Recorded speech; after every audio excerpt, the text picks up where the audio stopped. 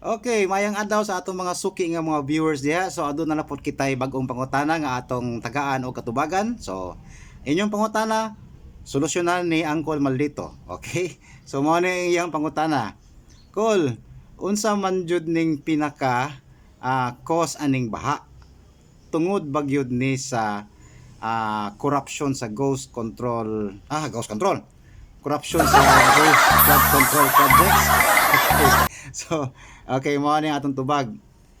Walay connection ng corruption diha sa ghost flood control projects.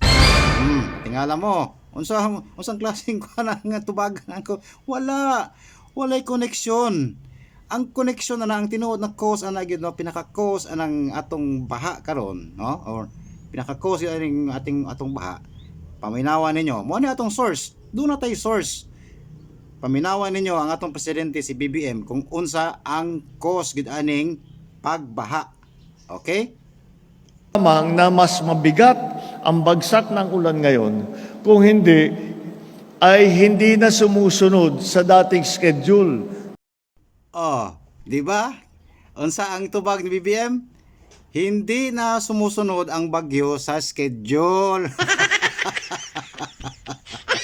Yun ang sanhi ng baha. Mo ko sa baha. Ayaw ninyong ibasol na sa korupsyon.